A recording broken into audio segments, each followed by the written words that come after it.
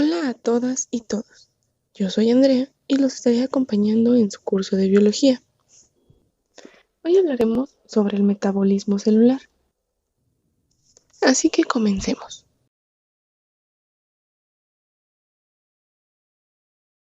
Así que iniciaremos definiendo la palabra metabolismo.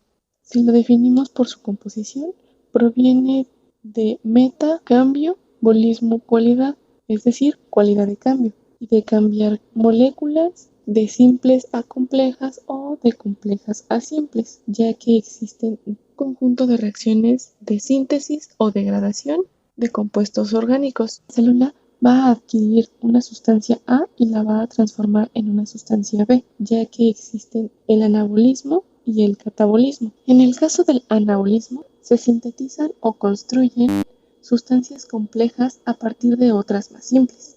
Este tipo de reacciones son llamadas endergónicas porque requieren energía para llevarse a cabo, es decir, existe la suma de moléculas simples dispersas en el medio, un impulso energético y como resultado obtenemos una molécula más compleja, contrario al catabolismo, que se encarga de la degradación o descomposición de sustancias complejas para conformar sustancias mucho más simples. Esta reacción es considerada exergónica porque libera energía cuando está en proceso. De esta forma se tiene una sustancia compleja y al momento de que se rompen los enlaces, con ello también se libera energía.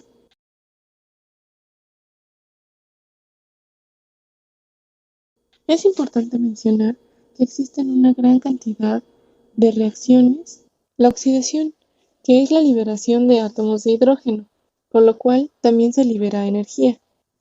La reducción, que al contrario de la oxidación incorpora átomos de hidrógeno, lo cual consume energía. La hidrólisis es donde se rompe una molécula al agregar agua, ya que existe algún radical libre al cual vamos a conocer como hidrófilo, es decir, amante al agua, que puede realizar conexiones con alguna de estas moléculas rápidamente.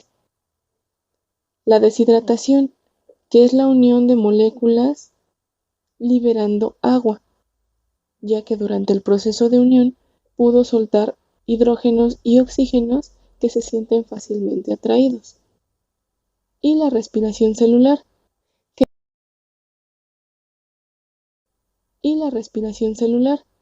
que es el proceso de digestión dado en las mitocondrias que se encarga de liberar energía.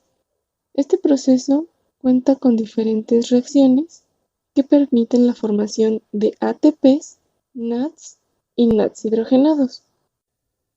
Siguiendo con las reacciones metabólicas, podemos decir que todas ellas requieren de enzimas. Estas enzimas son catalizadores, que lo que van a ocasionar es acelerar el proceso de degradación o de formación de alguna molécula.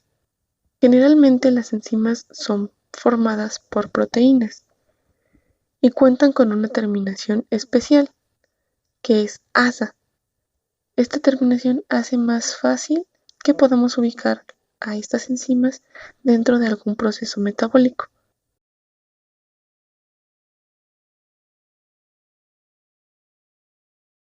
Sin embargo, también es importante recordar que todas las células pierden o ganan energía.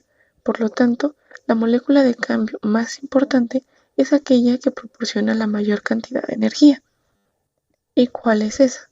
Es el ATP, adenosín trifosfato, que está formado por una molécula de ADP, adenosín difosfato, más un fosfato inorgánico, y estos son unidos por medio de energía.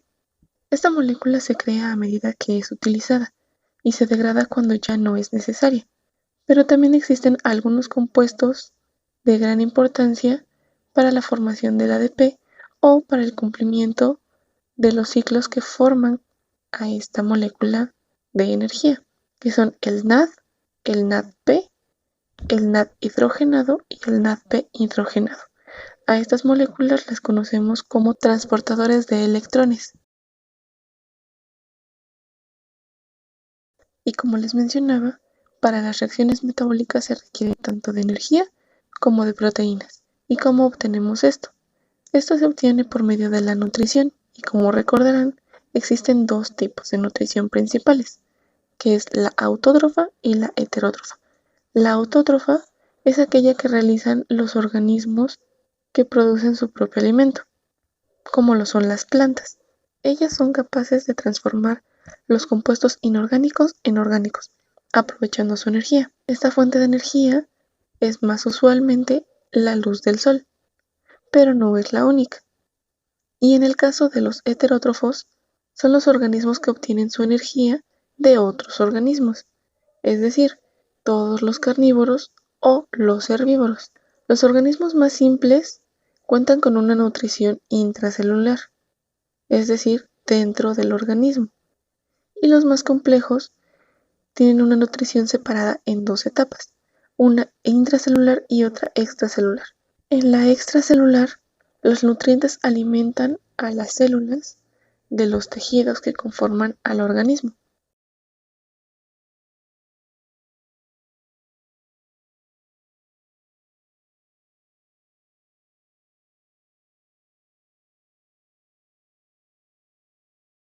Debido al punto de origen de la energía, es que existen diferentes redes alimenticias, lo que permite conectar a autótrofos con heterótrofos por medio de una especie de pirámide, donde al inicio tenemos a los productores, que son los autótrofos, seguidos por los primeros consumidores. Aquí se encuentran los herbívoros, posteriormente los segundos consumidores, que son carnívoros, y finalmente tenemos a los descomponedores, que son todos los microorganismos que se alimentan de carroña o de organismos muertos en estado de descomposición.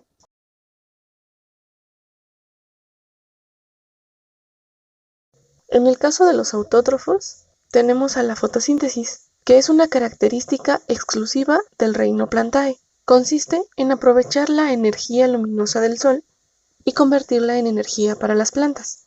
Tiene lugar en el interior de los cloroplastos y está compuesta por dos fases, una que es luminosa y la otra que es oscura. Y oscuridad se refiere a que no tenemos la presencia del sol.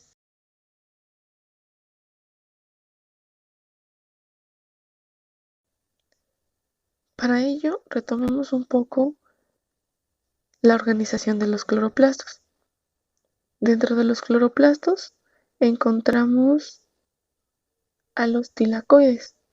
Estos tilacoides se encuentran apilados, como vemos en la imagen, y la pila de estos tilacoides forman la grana.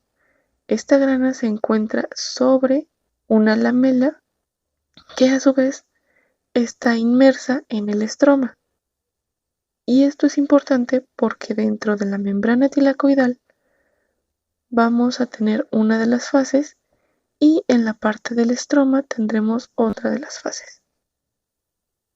En el caso de la fase luminosa, vemos aquí la membrana tilacoidal que está formada por el fotorreceptor 1, al cual llegan los fotones de luz y provocan algo que se llama fotoexcitación.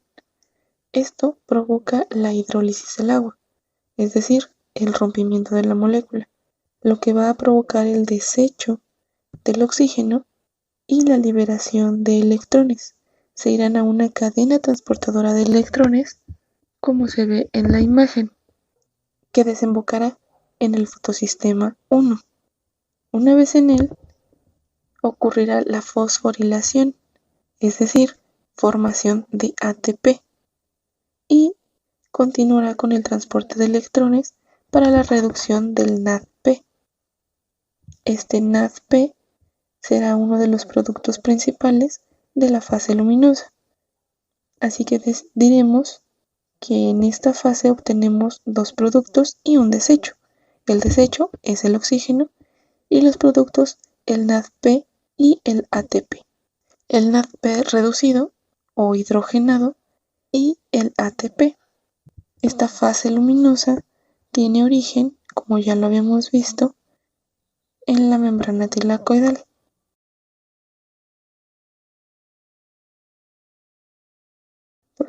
Por otra parte, la fase oscura ocurre en el estroma y utiliza el NADPH y el ATP para iniciar con todo este proceso. Esta fase inicia con la ribosa monofosfato.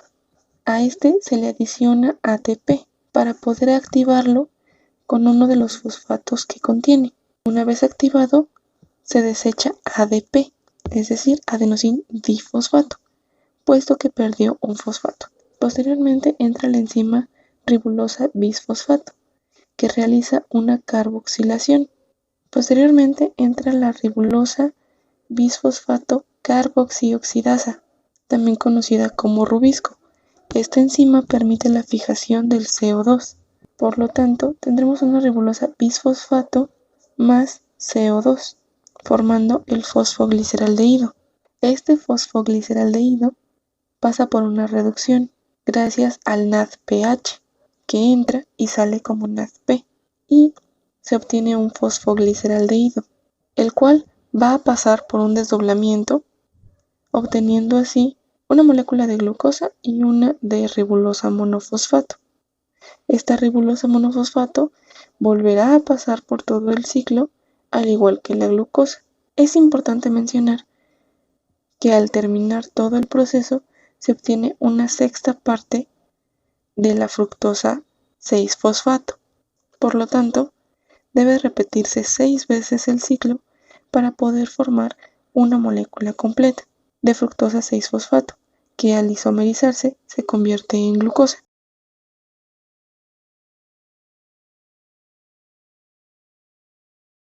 Y es así como hemos llegado al final de nuestra clase. En el próximo video continuaremos con las reacciones metabólicas que nos faltan. En esta ocasión les pediré que hagan anotaciones de lo más importante en la clase. Así que estudien mucho, repasen y nos vemos la siguiente sesión.